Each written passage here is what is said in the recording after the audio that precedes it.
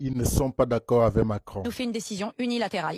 Il l'a décidé. Donc aujourd'hui, M. Macron reconnaît l'État de Palestine. Je ne me sens pas conditionné, depuis très longtemps d'ailleurs, par les décisions de M. Macron.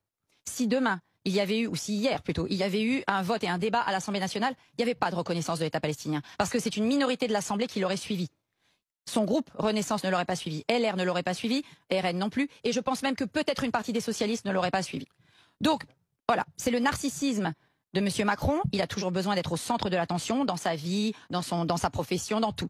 Là, il est plus isolé que jamais. C'est bien beau de dire d'un côté je suis pour la paix, puis l'autre de continuer à armer celui qui avance avec les armes. Moi je comprends pas trop le truc là. En fait Macron il joue encore sur le truc. J'ai l'impression et ça me peine beaucoup parce que je trouve que c'est un sujet important et je pense que c'est pas un sujet à vouloir faire sa pub dessus. Mais j'ai l'impression que Macron veut faire ça juste pour qu'on n'oublie pas qu'il a été président de la République et qu'il y ait un truc qui reste dans ces deux quinquennats. Parce qu'aujourd'hui ce qui va rester de ces deux quinquennats c'est le bordel. Beaucoup disent que Macron n'est pas sérieux en parlant de reconnaître un État palestinien. Il cherche juste à marquer la fin de son quinquennat. Mais la vérité, c'est que cette question dépasse de loin Macron et même la France. La reconnaissance internationale a une valeur diplomatique. Oui, elle ne fasse pas les réalités. Le peuple palestinien existe. Il a son histoire, sa culture, sa lutte.